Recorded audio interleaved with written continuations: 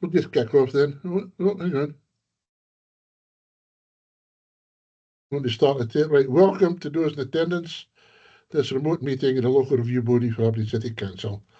Please note that the meeting will be recorded and published online for public access after the meeting. You're also reminded to note that we may have members of the public or press observing today's meeting. Can I ask those that are observing today's meeting to keep their microphones and cameras switched off throughout? If members of the review body leave their cameras on, but mute their microphone when not speaking.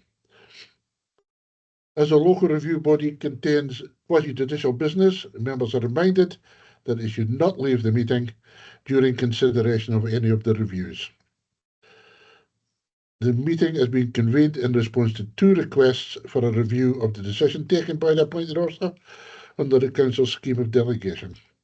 Members of the local review body have before them copies of the review documents as listed in the notice calling the meeting.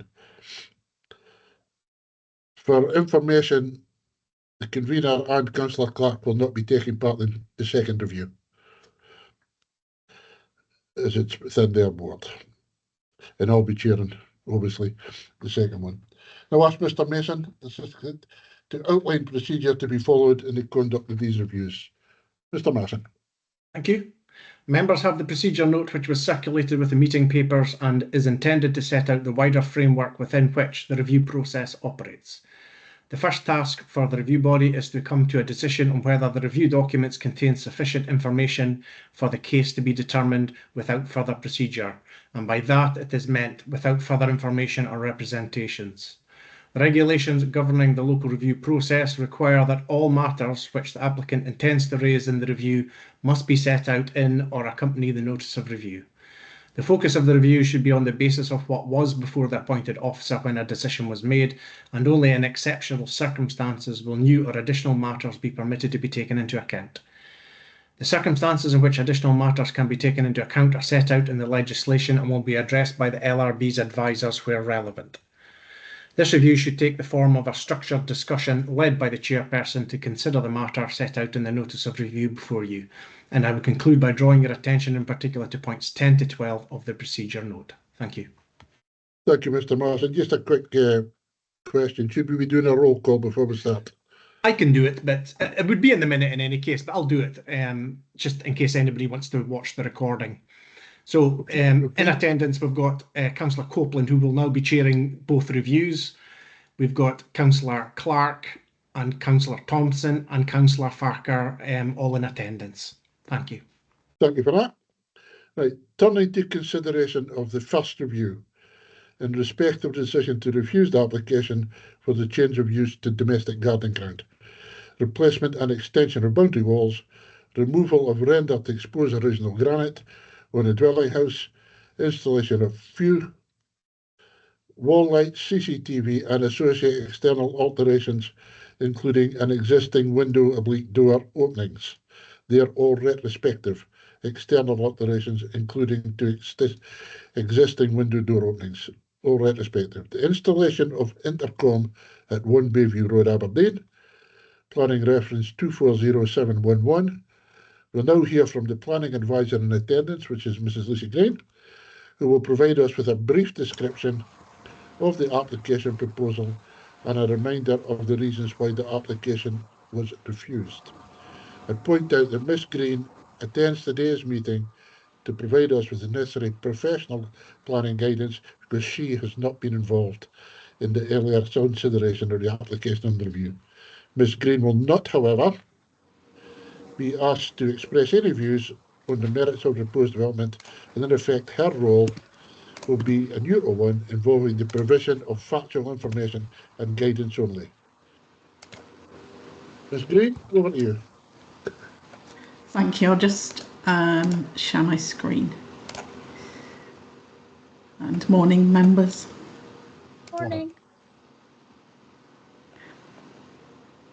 Okay, that should be it now. So this is a request for review against an application refused under delegated powers, and it's been submitted with all the necessary information within the time limit of 3 months following the decision. So the applicant has indicated on the notice of review that there are new matters that have been raised. So I'll describe those further on in the presentation.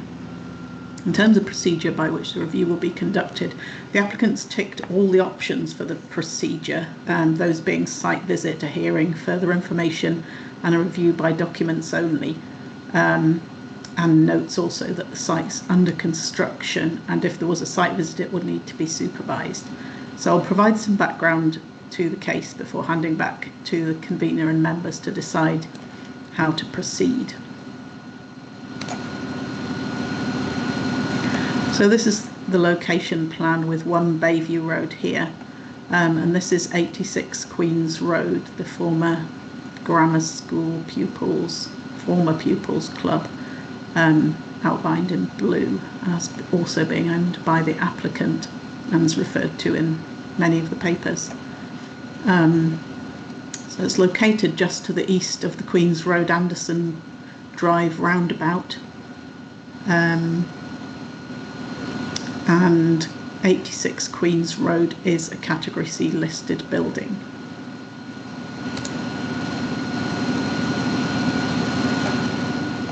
So this is an overhead from Google from approximately 2019, before there was any development on the site. So the application is partially retrospective, and this is the site here.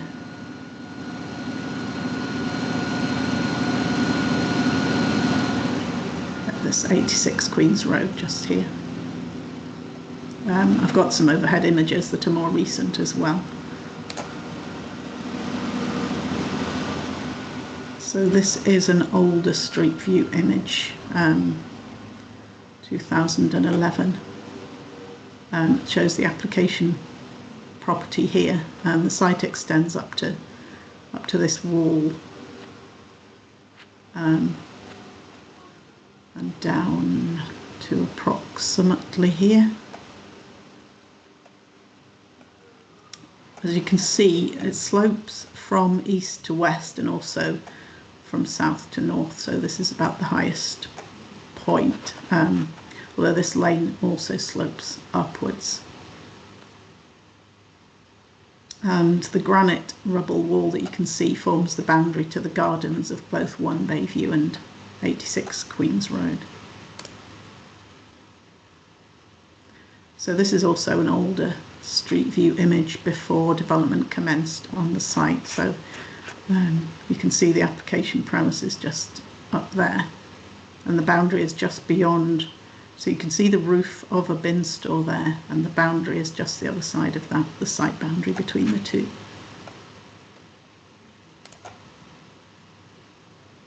So this is an overhead partway through development. This is the site.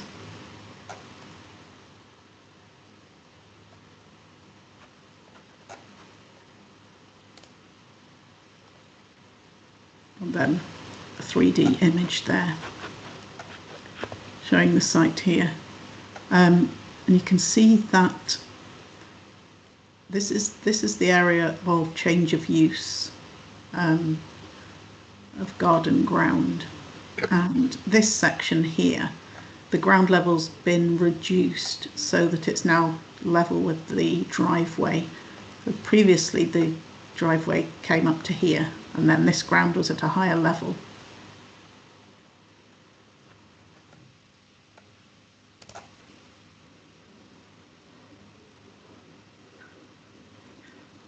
This is showing the conservation area boundary, and that's the site just there. It's the Albine Place and Rubislaw Conservation Area. And the site also lies within an area designated under residential policy. So this is the site plan, and there's a number of elements included in the proposal. Change of use of garden ground, and it's this area that's the change of use. Also the location of the boundary walls to note. So there's a infill of the boundary wall here following removal of an existing section, and then the wall extends along the west and the south sides of the property.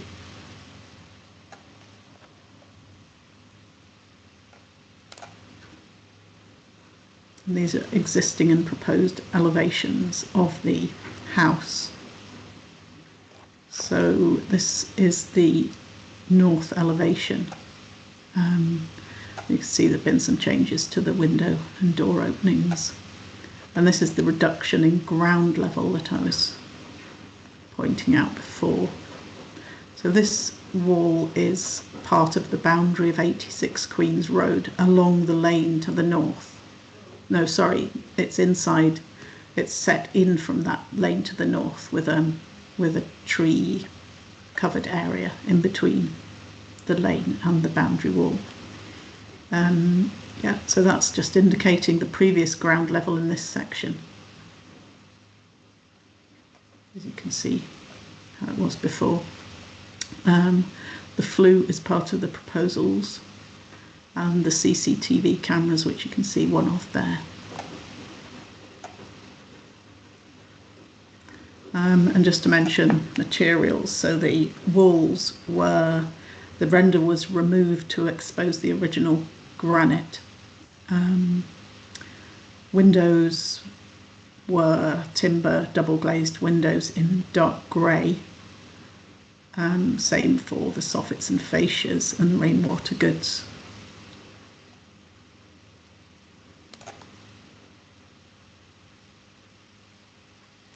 And so this is the east elevation on Bayview Road.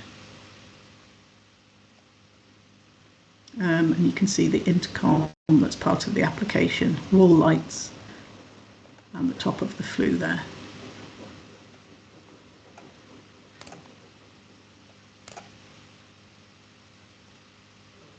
And these are the south elevations, looking down the garden. And again, you can see the change in ground levels in the top corner of the site just indicated there.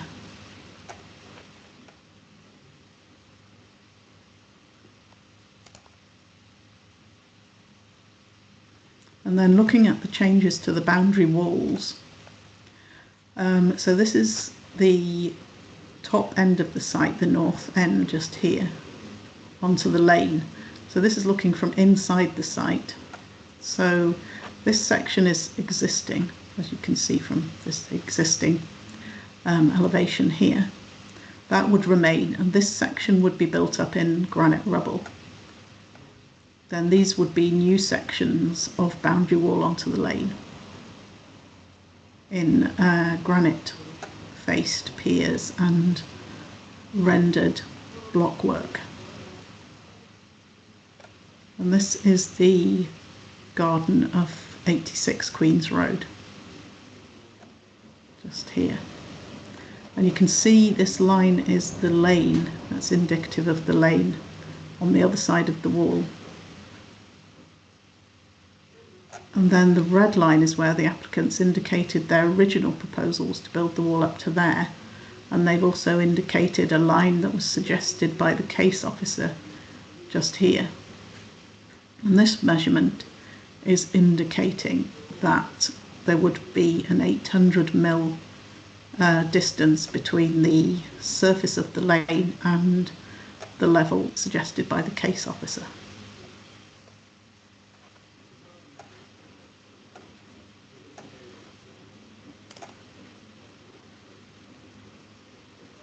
So this is the wall on the west side of the garden, this one. And it's rendered blockwork with granite piers. Extends down the garden. So this varies in height from around 4 meters at this point to 1.8 along this section.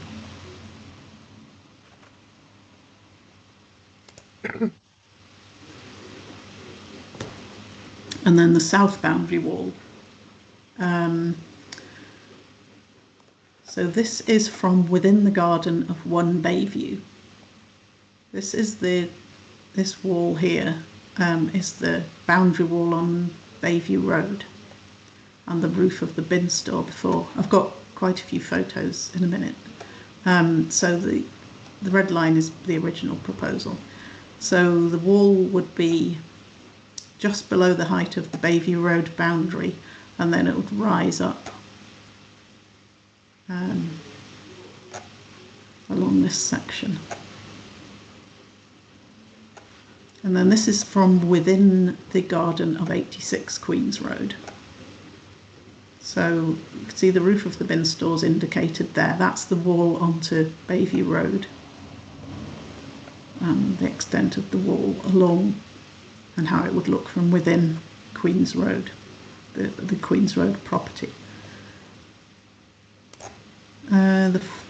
So this plan is included within the arborist's report, which is submitted as new information.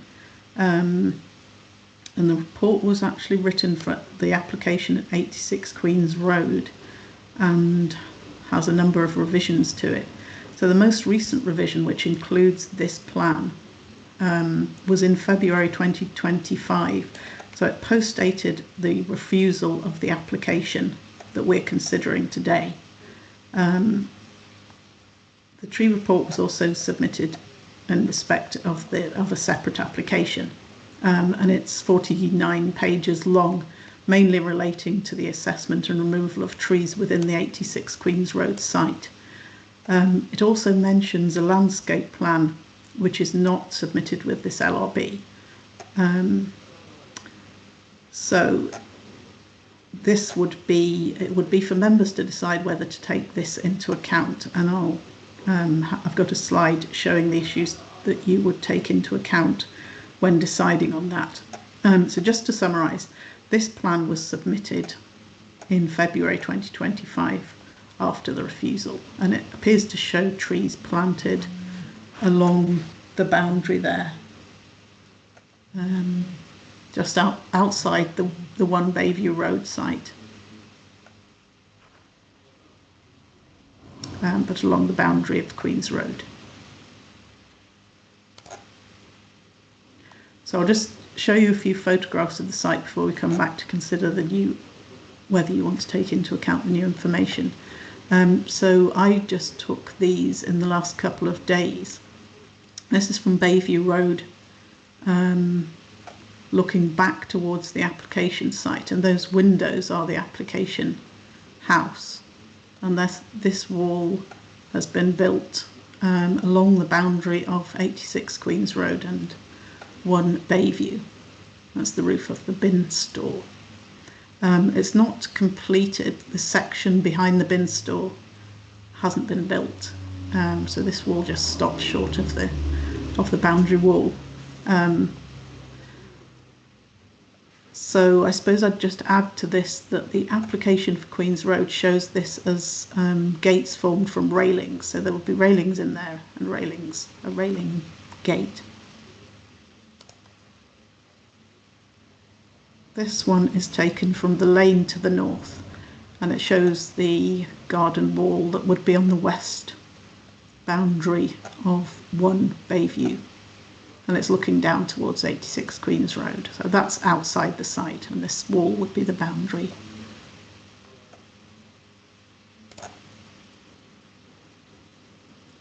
And then this is taken from Bayview Road looking down the driveway.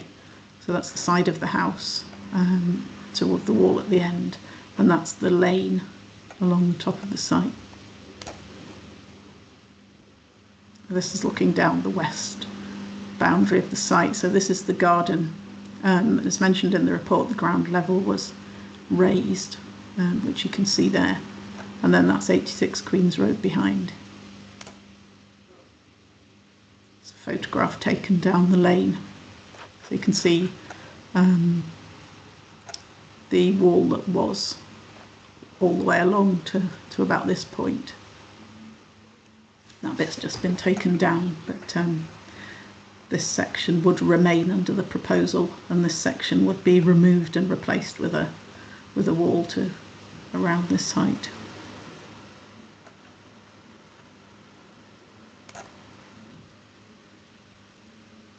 That's looking down the west boundary again from the lane.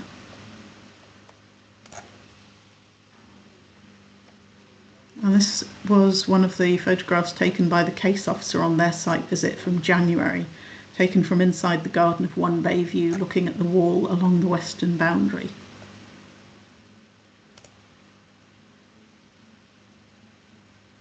And then that's again taken from the street on the opposite side of Bayview Road, and that's the southern boundary wall.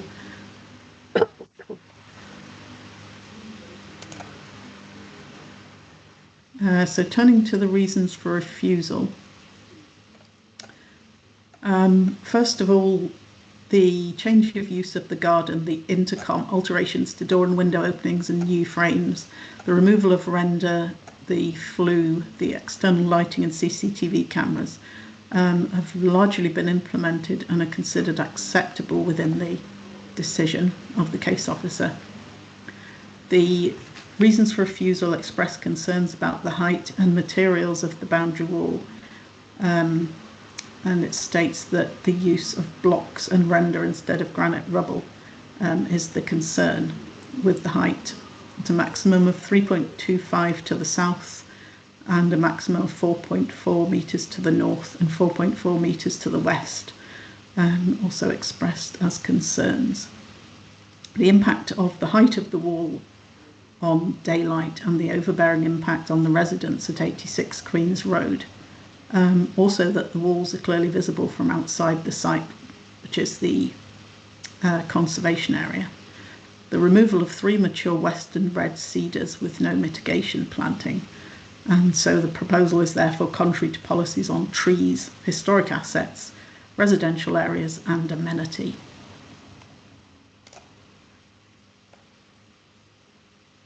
And then in terms of the applicant's case, they state that there were 3 sets of revisions submitted trying to address the boundary wall height concerns, the character of the proposal and the tree removal.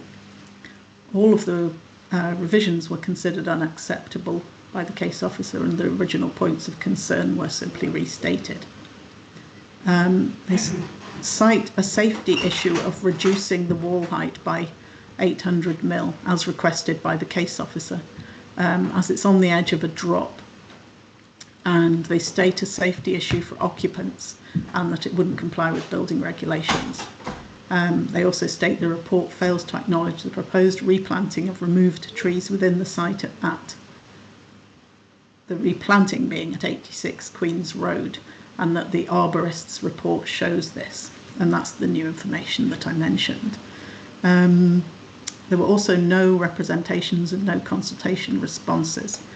So I'll just turn to a slide of consideration of new matters, and I'll hand over to legal to just run through the tests. Thank you, Ms. Green. Members are aware that there are certain restrictions which relate to new matters being raised and taken into account at an LRB review hearing, and this is a reminder of the text which is set out in the legislation, and members can see that on the screen just now. So in order for the LRB to be satisfied that new matters can be taken into account in their decision, they need to be satisfied that the party has demonstrated, that's the applicant, has demonstrated that the matter in question could not have been raised before the time that it was raised, or that it not being raised before that time was a consequence of exceptional circumstances. And then moving on from there, as you can see on the slide, that does not affect any requirement or entitlement for the LRB to have regard to the provisions of the development plan or any other material consideration. And I will now hand back to the convener for members to decide whether or not the new matters should be taken into account in determining this review. Thank you. Thank you. We need to consider whether we have sufficient information in front of us today to take a decision on the application. If you feel that we have enough to take a decision, request for further written information be provided, hearings be arranged, or a site visit to be undertaken. Do we think we have sufficient information to deal with this today? I believe we do. Hold on, Mr. Marson's got his hand up. Mr. Marson? Yeah, I think firstly we need to consider this new matter that's been presented. So I think just a vote around whether you take that new information on board or not as part of the consideration of the case first. Okay. We do that Thanks first. for that. Right. Members, do we want to take on the new information? Do we think it's required? Personally, I think no, as it doesn't refer to this application. It's a different site altogether. It's Queen's Road. So I would say we don't need it. Anybody feel differently? Do we want to go around, say, accept or reject? Councillor Farquhar? Yeah, I agree with you. Thank So you. happy- Councillor Clark? I agree with you, Councillor Councillor- Copeland. Councillor Thompson? Yeah, happy to go with your decision, convener. Thank you very much. We are rejecting the new information. Can I just clarify, convener, which of the grounds that's under, whether the matter could not have been raised before it was raised, or that there were exceptional circumstances? That there were not exceptional circumstances. Yeah, they're not exceptional circumstances. Actually refers to a different property. Thank you. Okay, do we feel we have sufficient information to take a decision? And do you feel no further procedures are required? I'm happy we have enough information. MD, we'll just go round again. We're happy to deal with this today. Do we feel we have enough information to deal with it? Councillor Farquhar? Yeah, happy to proceed. Councillor Thompson? Yes, happy to proceed. Councillor Clark? Happy to proceed. Right, we'll proceed. Right, we feel we have sufficient information. We will now hear from Ms. Green on the relevant policies and considerations of the review. Ms. Green?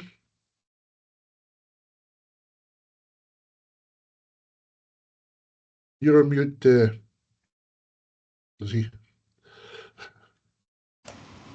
Sorry about that. Right. The relevant policies within the development plan. So NPF 4, policies 1 and 2, obviously these are relevant to all decisions with the weight of climate and nature crises.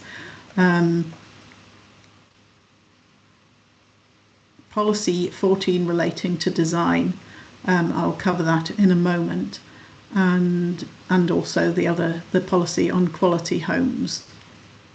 In terms of the conservation area, special regard must be given to the desirability of preserving and enhancing the character of the conservation area, and also the impact on the setting of the listed building at 86 Queen's Road.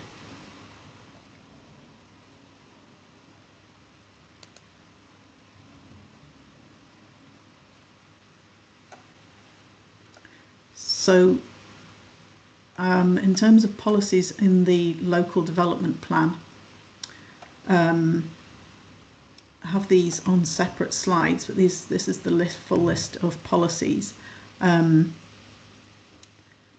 see, I think they're all covered by separate slides. Yes, other than the windows and doors policy, which refers to the Aberdeen planning guidance. And in terms of replacements of relatively modern windows and doors and their openings, it's fairly silent on that.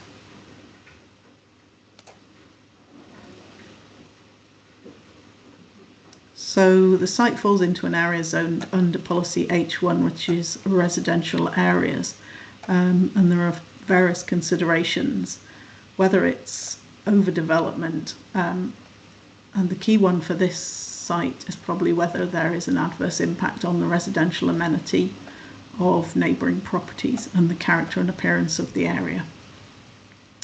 And then loss of open space would be a consideration. Policy 16 within NPF 4 has similar considerations, and in terms of householder proposals, There's the consideration of the character and amenity of the neighbouring properties in terms of physical impact, overshadowing and daylighting and overlooking, and also the impact on the character and environmental quality of the surrounding area.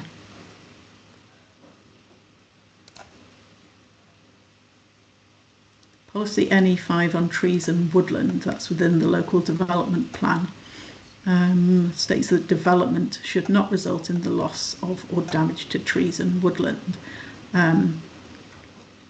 with proposals seeking to increase tree and woodland cover. Then the Aberdeen planning guidance that goes with that would seek mitigation planting where trees are lost for development. And the aim there being the overall net gain in tree cover.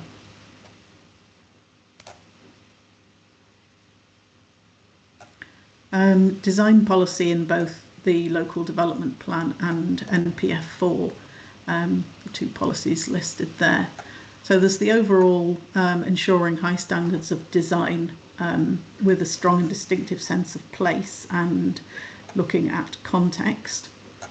And then I've just picked out of the 6 qualities the most relevant, which is distinctive, which promotes supporting attention to detail of local architectural styles. In particular, looking at scale, which includes height, built form, including sizes, and a sense of place, including choice of materials and finishes, detailing and landscape design.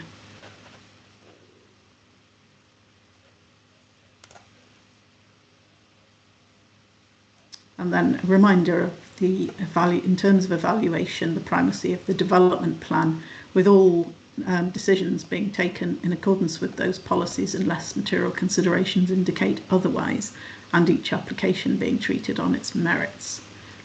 So the basis for this decision, would the proposals comply with policies, including in relation to residential amenity, in terms of the change of use and the various built elements, including the boundary walls?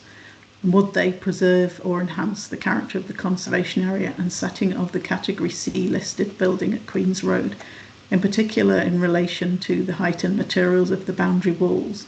And does the loss of trees comply with policy? So overall, does the proposal comply with the development plan as a whole, or other material considerations indicating otherwise? And I'm happy to answer any questions. Thank you. Any questions for Ms Green, members? Stick your hand up. Councillor Thompson? Thank you, Convener. Just to check, I think you mentioned, Ms Green, that there are those 3 trees that were taken down without permission, but there's not been a replacement planting plan. Is that correct?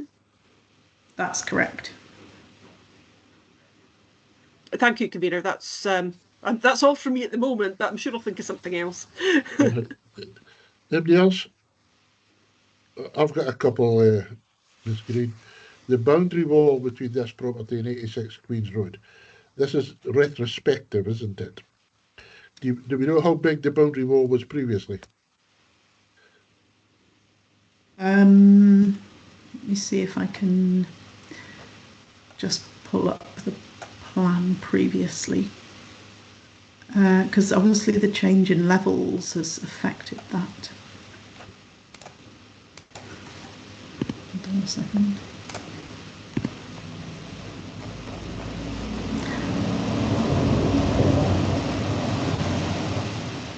So it'd been a wind tunnel. I thought it was somebody hoovering.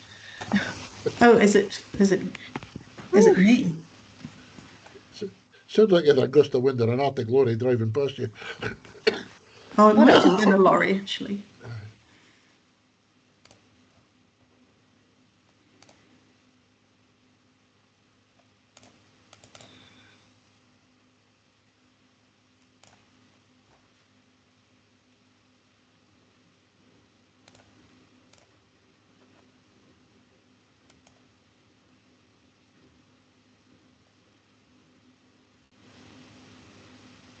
Yeah, I don't even think there was a wall before. There aren't any images of it, because it would have been there. Yeah, so for my, can anybody see my cursor? No? I'm going along there. Yeah.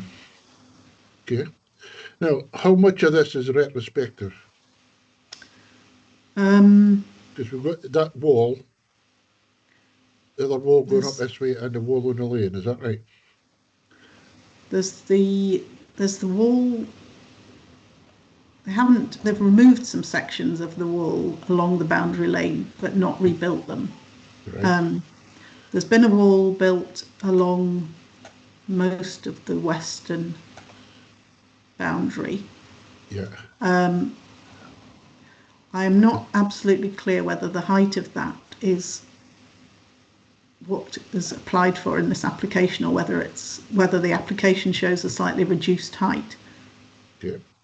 It might be that wall's slightly higher, but just I'm not absolutely certain on that. And the wall along the southern boundary has been largely built. It hasn't been, the bit between, there's a section behind the bin store, sort of where my cursor is, that hasn't been built. Right. And that's the bit where it would join up with the existing boundary wall on Bayview Road. Okay. I think most of the works to the house have been done. Okay. Okay, thank you. Anybody else? Right. If there's no other questions, in accordance with the procedural notes circulated, the local review will now discuss and decide the manner in which the review is to proceed. I would highlight that all representations relating to the case are being considered and taken into account. We'll now go to determination. After we deliberate. Now, we can put conditions on this, can't we, Lucy? Like, for instance, planting of trees as a condition. Yes, you could put on a condition about trees, or requiring a plan showing tree planting. Okay. Members, anybody else got any concerns before we move to actually determination? Is there anything else you think we might want if we were to approve this? Christopher? Just a quick one, just a bit about the building regulations and the 800 mil wall at the back and the safety element. I'm just presuming, would there be a route to overturn and approve the walls and the development assets, but while addressing that safety aspect? I mean, I'm not sure what the building regs say in regard to that. To be honest, there seems to be a drop of about 1.8 on the other side of the wall from ground level. That wall's already been built, hasn't it? That wall's been built, but yes. Obviously, the ground level within one Bayview is kind of what's dictating the height of the wall on the boundary there. And that's been raised. So they've dug out a bit, haven't they? Well, the bit that's dug out seems to be along the back of the Bayview Road wall, because that wall is the same, is at a lower level. That's this, well, the plan shows where the southern boundary meets the Bayview Road wall. The southern boundary wall would be lower. So I can pull up the plan again. Right, could we please? Just a second.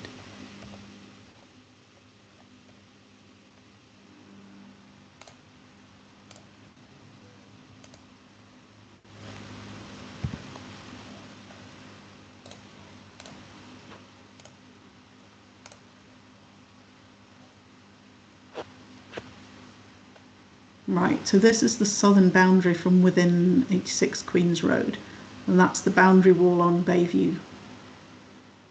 So if the wall given that the ground level's sort of flat within one bay view, the same problem would exist for the wall for the relationship between ground level and the wall on Bayview Road.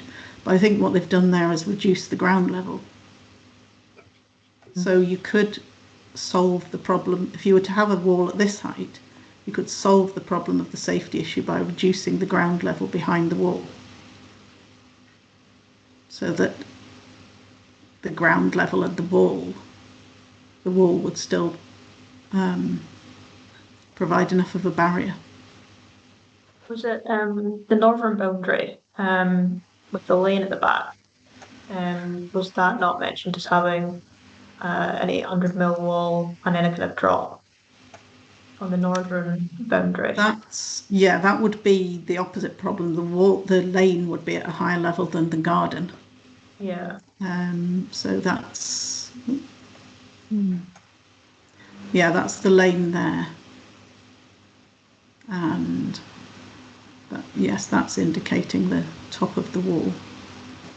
The suggestion by case officers. So that's that's an 800mm difference indicated there.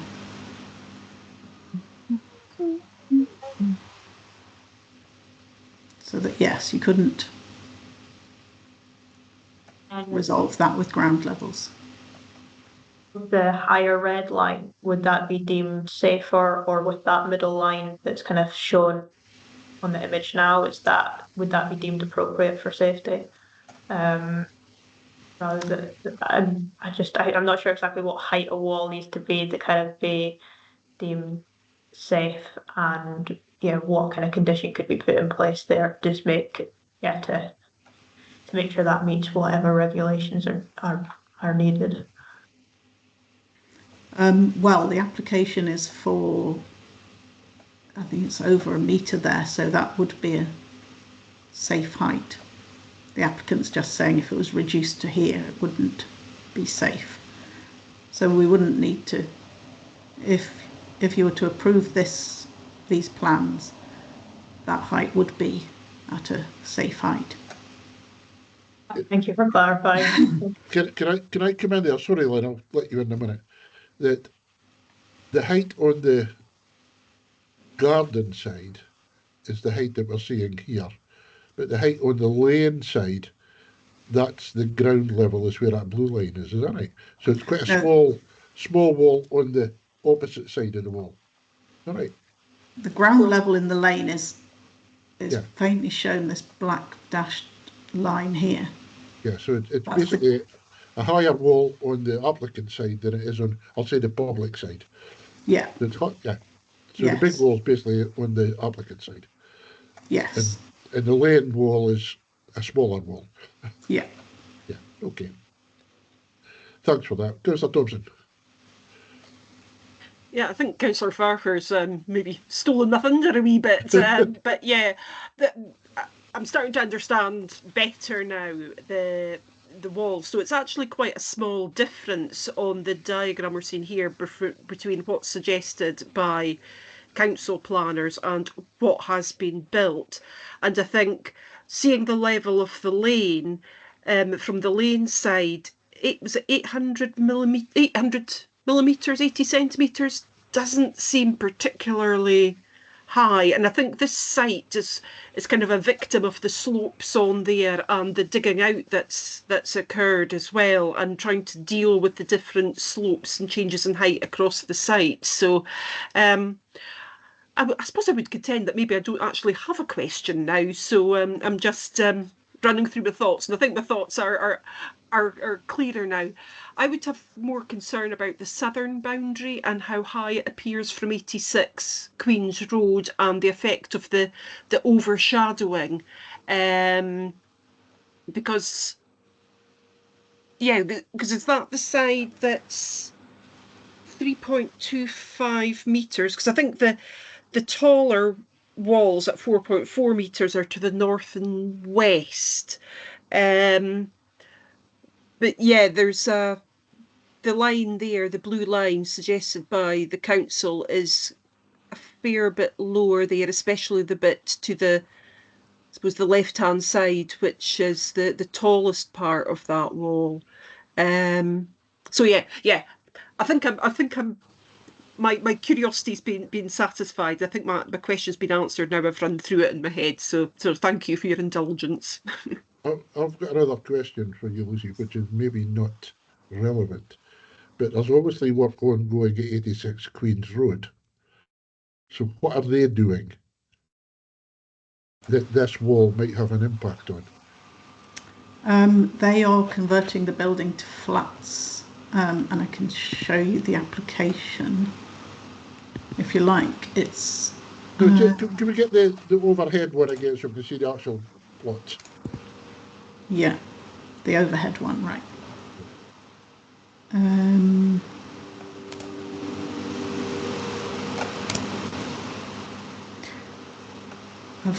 I've got the planned layout at Queen's Road as well.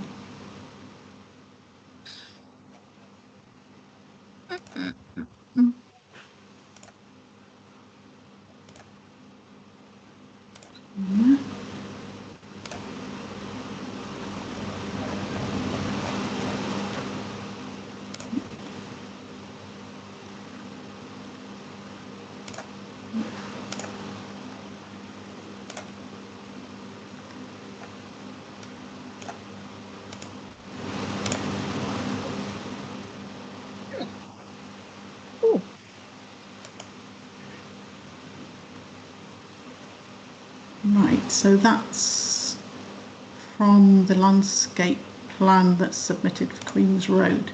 I don't know if this answers the question. Yeah. So they've applied for tree planting along what would be the side of this wall, is that right? Yes. That was the new information. Yeah, so that's going to be partly hidden anyway.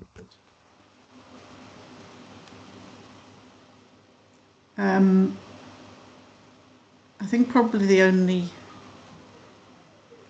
question is that it's a separate application that may not turn out to be implemented. Yeah. I mean, it is underway, but it's not part of this application. Yeah. No, I'm thinking of the heights and the nearness. Can we get the actual picture? The overhead. From above, showing the two sites.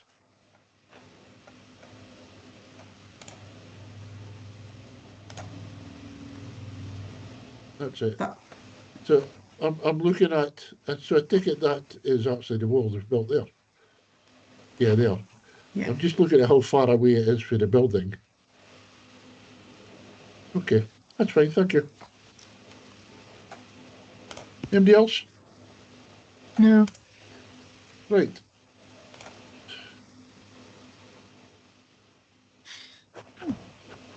Right, we've got to come to a decision. I would put forward that it does comply with the policies. But I would be saying approve, but with a plan for tree planting on the site to replace the trees that have been removed. And do you got anything else? Are we Emma? Yeah, I pretty much agree. I think overall, I think the development of the site increases residential amenity by quite a good amount. And yeah, I'd be happy to proceed. And I'm not too fussed about the tree planting, but I'd be happy to add that as a condition if others would like to see that. Lyd? Yeah, likewise. I mean, I think it's a pity that a lot of this is retrospective. But looking on balance at things like the boundary walls, where they might not be completely what might have been desired, I think there are reasons for them being the height they are with the changes of level within the site. So like yourself, I would be happy to go ahead, but with that condition about the tree planting, because I think that's something that's lacking at the moment. Thank you. Councillor Clark? I would like to go ahead, but the condition must be in for the tree planting. Okay. Right. So the local review body has therefore agreed unanimously to to overturn the decision of the appointed officer and need to consider conditions. So that would be with a condition for a tree planting plan on the site. So that's that one. Thank you all. Thank you, Lucy. Right. We're now going to turn to the second review.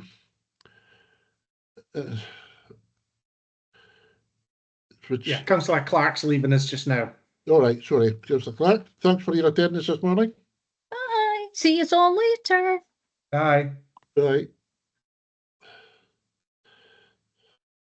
Right. There we go then. Right, turning to the second review. In respect of the decision to refuse the application for the formation of a driveway to the front of 11 Invercold Road, Aberdeen. Planning reference 241289. We now hear from the planning advisor on attendance, Mrs. Green, who will provide us a brief description of the application proposals and a reminder of the reasons why the application was refused. Again, I should point out that Ms. Green attends today's meeting to provide us with the necessary professional planning and guidance because she has not been involved in the earlier consideration of the application. In the review, Mrs. Green will not ever be asked to express any views on the merits of the proposed development, and in fact, her role will be a neutral one.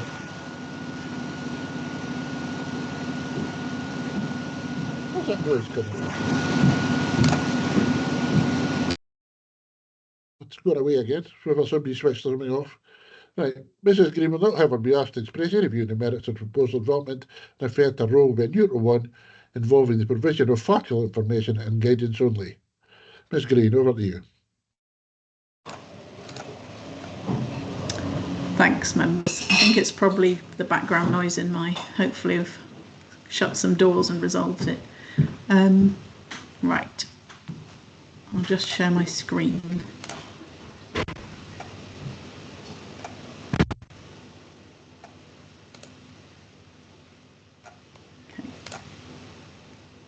So this is a request for review against the application for driveway at Invercold Road, refused under delegated powers, and the review was submitted with all the necessary information within the time limit. The applicant has indicated that there are no new matters within the submissions, and in terms of procedure they are content to proceed on the basis of the information provided. So I'll provide some background information before handing back for members to decide if they have sufficient information to proceed.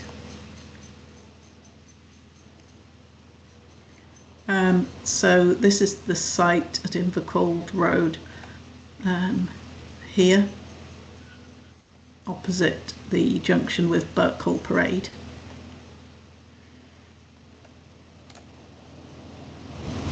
And the location plan just showing a terraced house, and that's the site of the proposed driveway there.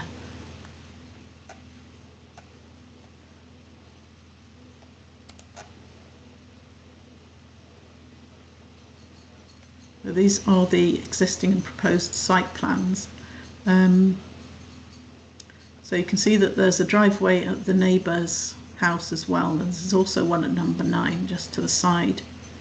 And the proposal would be to provide access across the grass verge, so that would be removed and tarmac installed, and then into this driveway in front of the house.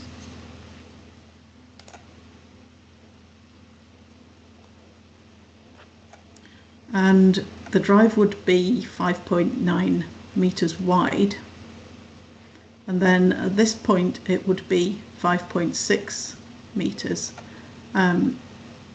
with, I think it's 4.5 length along this section, and this section would be directly opposite the access from the road.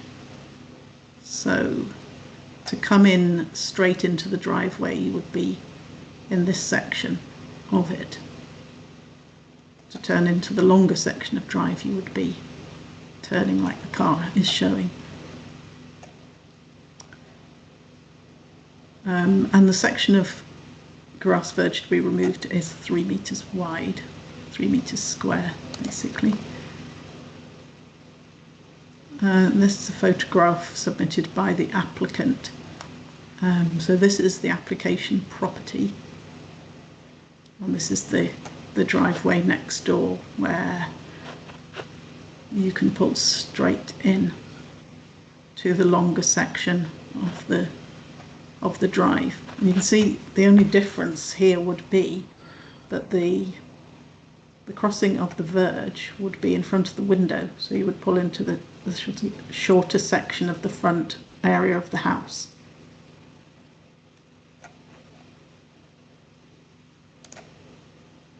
And this is submitted by the applicant of their car parked on the next door neighbour's drive.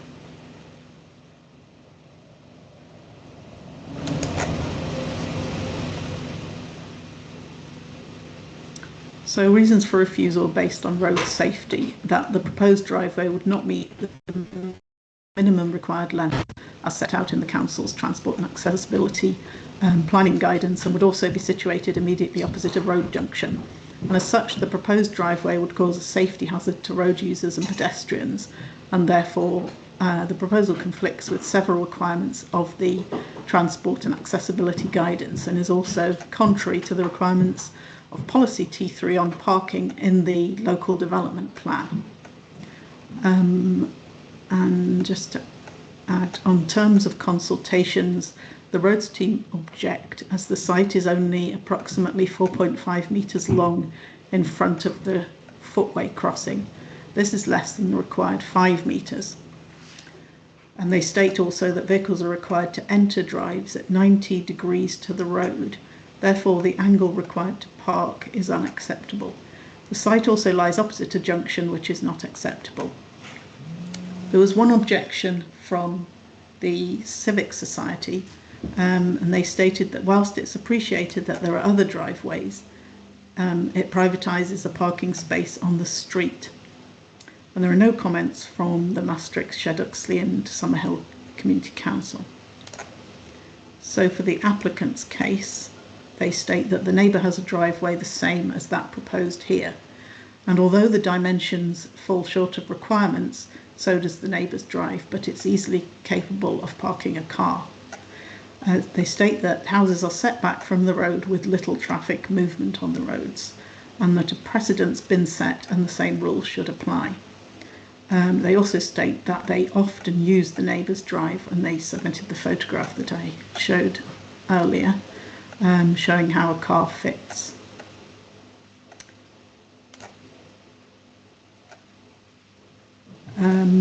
This is just a slide noting the road's comments that I mentioned earlier.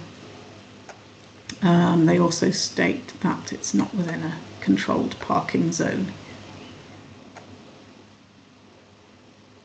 So I'll hand back to members to decide how to proceed. Right. Members, we now need to consider whether we have sufficient information in front of us today to take a decision on the application. Members, if you do not feel you have enough information to take a decision, you can request further written information provided, hearings be arranged, or a site visit. I'm happy that we have enough information to go ahead. Have we got agreement on that? Councillor Thompson? Yes? Councillor Farquhar? Yeah. Right. Okay, we're happy to go ahead. As members feel they have sufficient information, we now hear from Ms Green on the relevant policies and considerations for this review. Ms Green. Thanks. So these were the relevant policies noted within NPF 4, policies 1 and 2 relating to the climate and nature crises and climate mitigation. And whilst every decision should be taken through the lens of those policies, it's also recognised that some proposals of such a scale that they do not make a significant impact. As for the policies on design and quality homes, I'll cover those in a moment.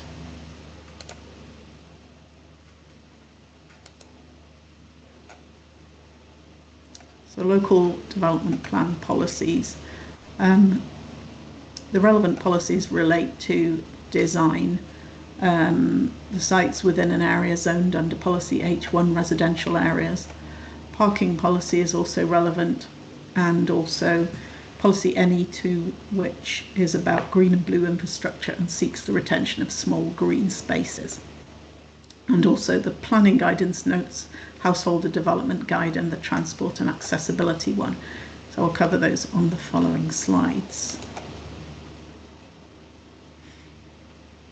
Policy 1, one of the key determining factors was residential amenity. Not a reason for refusal, but these are the relevant policies, and the most relevant point is whether there is an adverse impact on residential amenity, including of neighbours.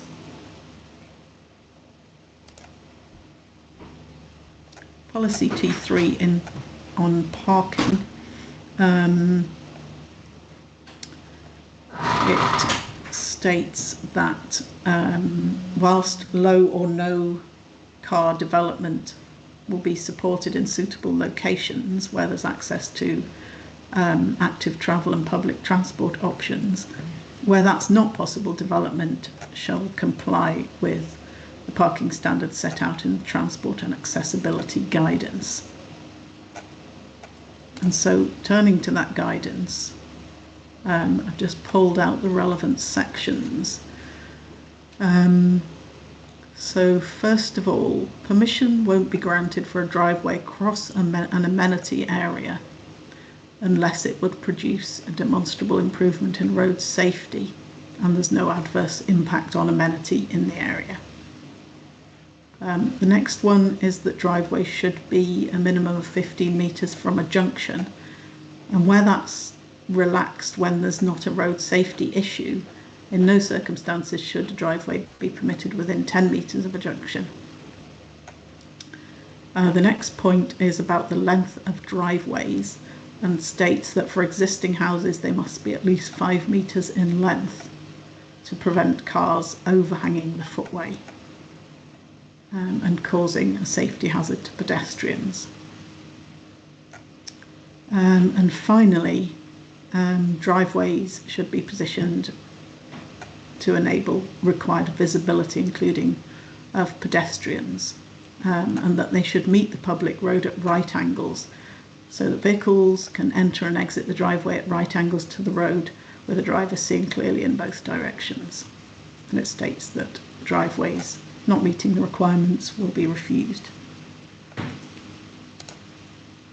So just to cover design policy, again, in terms of local plan design policy, the 6 qualities are mentioned in both policies, in the local development plan and NPF 4. And I've just picked out the relevant points. So designed with pedestrian movement as a priority, and it places movement of pedestrians and cyclists above motor vehicles. And then the quality relating to being connected includes looking at the pedestrian experience, safe crossing and pedestrian priority, etc.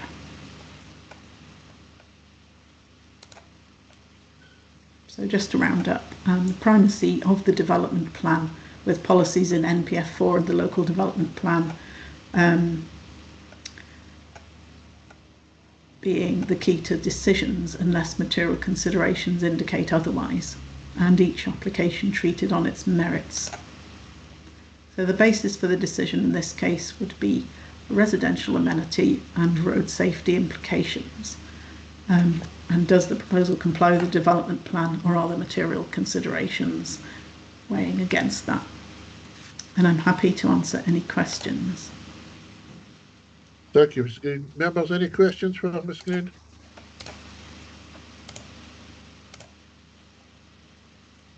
I've got a couple, Lucy.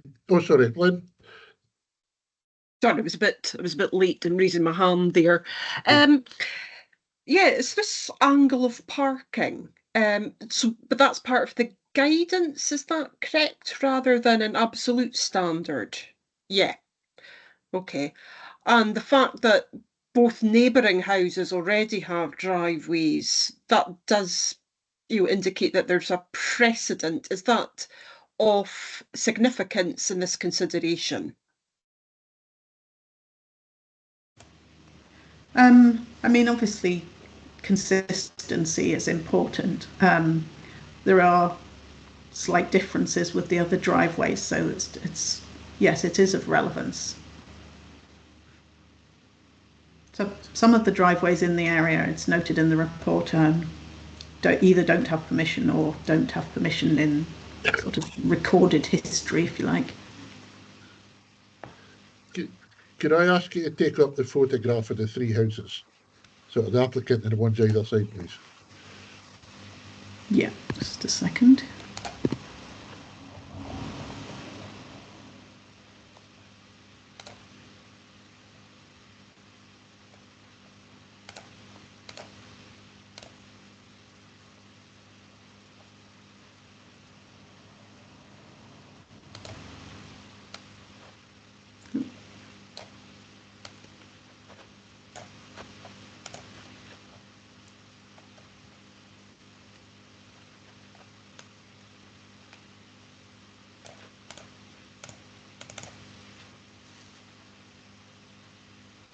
Yeah, that's fine.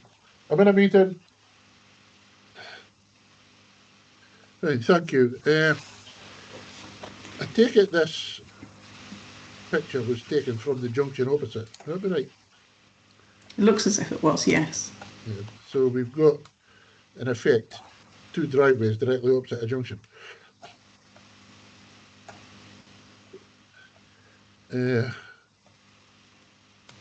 Do we know how big this piece of grass is, which is 3 meters square, they'd be taken off? Yeah. And the curb would need to be turned. Right across. Yeah. Okay. Now, I notice on this that there's no parking restrictions outside. That's right. So in essence, a car could be parked there, right opposite a junction. Okay, thank you. Any other questions? No, right. In accordance with your note circulated, we'll now discuss and decide the manner in which the review is to proceed. All representations related to the case have been considered and taken into account. So, do we... I'm really looking at this. Hang on. We've done that. We've done that.